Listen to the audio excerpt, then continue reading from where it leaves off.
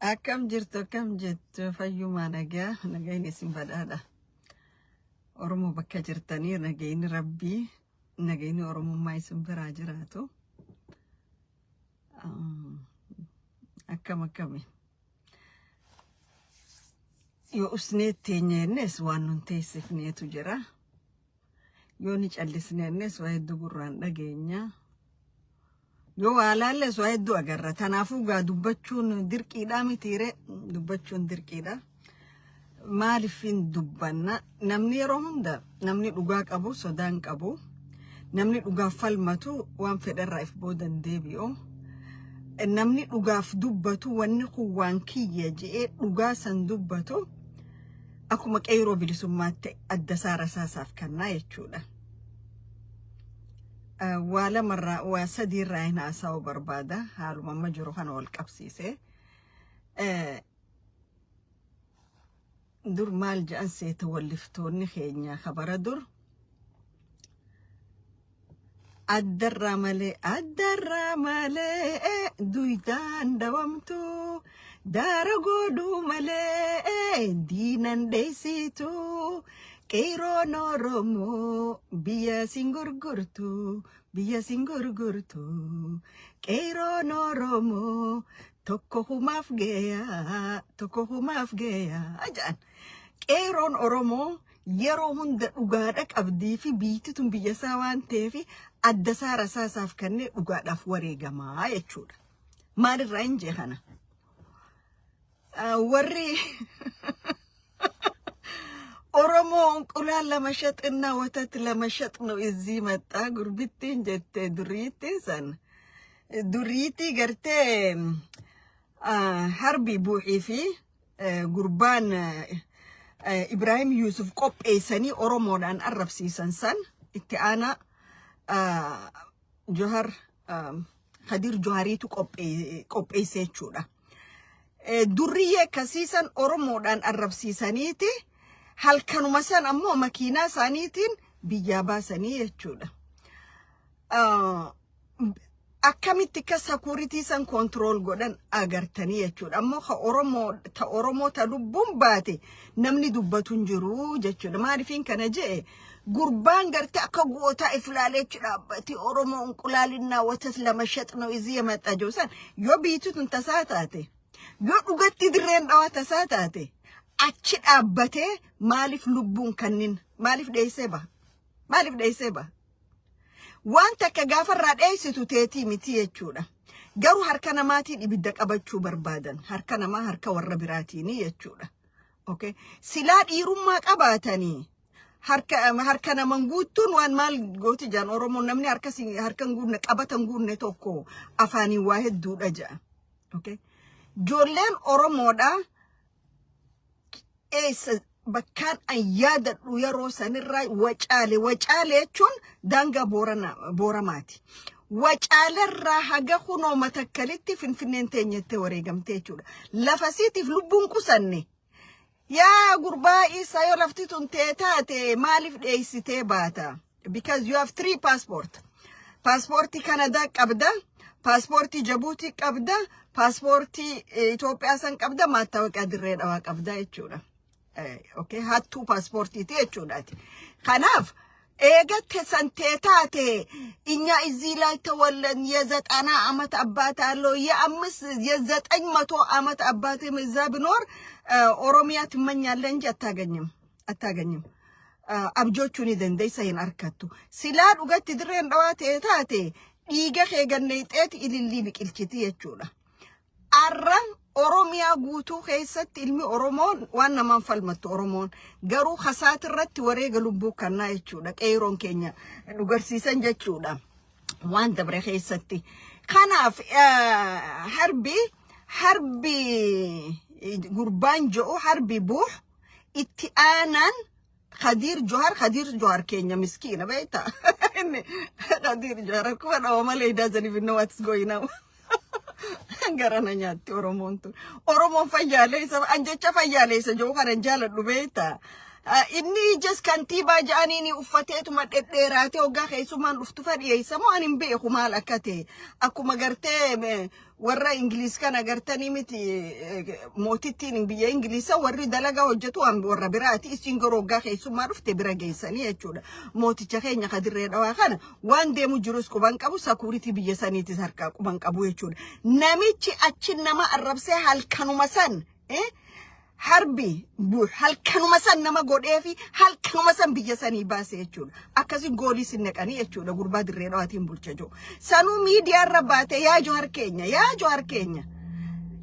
keenya miidiyaa irra baateeti yaa Kadir keenya dirree dhawaa anaa bulchaa maaliif warra olaanutti himatanii dirree dhawaa sakuuritii situ ani isin godhu jirtu quban qabdu tikni keetu an godhu jiru hasitti itti aanaa keetiitu Oromoo arrabsiisee akka Oromoon arrafamtu godhe galgaluma san makiinaa godhee fi tika godhee fi Jabuutiin baasee jechuudha eessa jirta ati dirree dhawaatamtu si harka jira maal bulchuu jirta gaafa dirree dhawaatti intalti Oromoo lakkuu garaa qabdu ajjeefamtu san maaliif yoo kantiibaa biyya sanii taate dhiiga siin baasin jechuudha waan cufana harkaa qaba namira dabranii nama himuun irran jiraatu waan atuumaa godhuu hin dandeenyeef si bira dabree namni iyyuu jira jechuudha waan akka godhutti hin jirtu you are good for nothing jechuu barbaadeeti.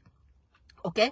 Odo ati achi jirtuuti miti ka Oromoota gandarraa buqqaasanii boochisaa turan ka ijaan agarre sirraa green light harkataniiti miti sanu miidiyaa irra baatee waan cufa anaatu itti gaafatamaa maal anamma lubbuu ta'etu itti gaafatamanii fudhattaayin jeetiin si sodaachaa jira yaa Kadir Johaar lubbuma ta'e kanaahu tiisuu ni dandeessaayii jee yaaddoon na seenee jira jechuudha akka Oromoo tokko si yaaduun narra jiran intala Oromootu aniin ta'eef. Okay. Atuma kanahu akamitti sina maalif shiftoota faannoo naannawa isaatiitu si marsee jira tagalgala nama arrabsite ganama baatu jechuudha magaalaa san keessa sakuritiin ta'e hangam takka waanidha. Okay. warra ugaasan jettanii achi guurtan durriyyee lameen tana durriyyee kaan abdiilleen ergachaa ture kaan amma Mustafee miliyoon 10 kanneef kana hangam takka waan isaan godhu jiran jala deemaa jirta. Okay. Gurbaan ugaasa isaa ettan kale abdiilleetu ergachaa ture durriyyee number 1 koofiyaa fi rakaaye imaamata asirra kaayye koofiyaa fi imaamata kana rabbumaa sablis akkuma gartee koofiyaa abbaa gadaa ruufasanii fi ulee abbaa gadaa rabbii sablisetti abbaa gadaa maarree jedhanii kakkaa'anitti koofiyaa sanii fi imaamata saniis rabbii sablisee jechuudha. Mee ati maal quba qabda waan namni gurguraa bakka buune manguddoon gurguraatu yaamtee horra koo furannaa itti tiknikee itti dhaqee yoo maqaasaa kaaftan ni baddan je'een san waan ugaasni sanii fi durriyyichi eenyu Mustafaa ittan ugaastichi kan waan godhu jiran hangam takka beekta. I am sure ati kadirree dhawaa jirurra ana taas jirtuutu si caala beeka. I will assure you moosan akka dhugaatees jechuudha. Kanaaf ummata keenya hin arrabsiisin. Yoo arrafamuu feete isaan walakka galiiti. Imaamata saniif koofiyaa san firra kaayi isaan bakka bu'i nu arrabsi. Hoggana kee jalatti Oromoon arrafamoon siitu Oromoo arrabse malee jara sanii miti jechuudha. Kantiibaa keenya kadirree dhawaa biyya tana naa bulchaa waan cufa siin harka. Yoo biyya tana bulchite waan cufa siin harka qabde intala Oromoo tachi duuta sana akkami dhiiga sii baasuu dadhabde. Mee wayin si gaafadha yaa Mr. Kantiibaa. Ka Oromoo arrabsee uteela san keessatti maakerfoona qabatee dila manguddoo if duuba guuree dhaabbatee saba hangana ga'u arrabse. Less than za'a kudhanii gadi biyya keessa baaftanii joollee Oromoo yakka malee mana hidhaatti abbaa fi ilma ganna 25 itti faraddesan maaliif hidhuu baafte dhabde maal balleessan isaan maal balleessan joolleen ganda garaadaa taati qabdee ama 25 ama 30 siifi Adam buux namichi jaan basaastichi gaafa wayyaaneetis basaasa arraas basaasa san joolleen Oromoo san maal balleessite Oromoo taanii dirree dhawaa dhalachuudhaatu yakka sablina ati Oromoo mudde namni mudden jiruun siin jechuu barbaada. Kanaaf ummanni Oromoodha warra yakka tokko malee mana hidhaa dirree dhawaa keessatti warri arra nu arrabsee deemu kun okay itti aanaa Mukhtar Johaar Kadir mo Kadir Johaar itti aanaan Kadir Johaar Adam Farah Adam Buh إبراهيم يوسف ولي قالني جولت أن يدرق قوتا والردور كيرو خيسة توري والرقاف وياني أقان رتي فهرات توري ولك أباهدا سوچينو تنانا وخون خلقونو في صداد أوريت تانيه سفتنسان خدير جوهر يوت إيرتاتي چيد آنا كساني قبات تقديس جولسان أينو فكاتو جوچو جرتو ولا الليجر Oromon baadiyaa biyyaan tedala dharra dirree dhawaa dhufee ID fudhachuu hin danda'u. Garuu Puntlaandii fi Bosaasoo irraa dhufeeti ID dirree dhawaa fudhata. Jabuuti baadiyaa isaanii keessaa dhufee ID dirree dhawaa fudhata. Paaspoortii Soomaaliyaa fudhatanii ta'e USA odoo qaban magaalaan hin jiru kana keessa achi dhaqanii ID biyya sanii fudhatanii jechuudha ID dirree dhawaa. Migreeshinni keessa maal dalagu jira? Okay. Aidin tun tamaliti talafo Oromo ittiin gurratanii jechuudha. Oromo minority godhanii nuti majority taanee fudhannaadha. Tokko kana. Kan bulchiinsa Oromiyaatiif keessaaf dubartoota keenya bareedoo san akkatti isinirraa bareedu saddeenne akkatti isinirraa bareedu qarmaan ajaa'iba. Garuu waan biittitti jirtu quban qabdan. Torban kana keessatti ona jaarsoo gaara keessatti yoo nama qubsiif nu dhabne qorqorroo qubsiif na je'e bulchiinsi kililii shanii faannoon naannawa sanii lafa Oromorra waan dalagu jiru quba qabdanii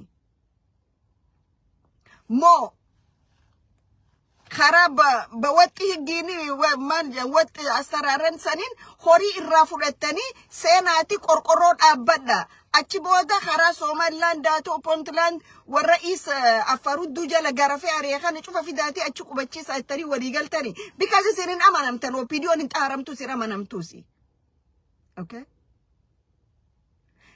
Amma laala naannawa ona jaarsoo keessatti gaara dirree qabu cufa qorqorroo akka waan gartee maashina mana jaarutti fidanii qorqorroo lafa dirree keessa dhadhaabu jiran kun maal jechuudha yaa opidio yaa warra onneen qabne isin bar yakki Oromoo irra dalaydan yakka xiqqaadhaa miti gaafa opidio turtanis bar isin bara 91 naannawa walloo Oromiyaa jala deebisnee gaafa qabsaa'onni qabsoo godhaa turan san duras dhaabbachuu turtanii barakka walloo Oromiyaatti hin deebine Oromiyaa jalan seenne yeroo sangaa jijjiga lafa Oromoo gatii taateef maajoritiin Oromoo waan taateef uummanni Oromoo fuulatti hin deebifne tawallootirra ture jechuudha qabsaa'onni Oromoodha.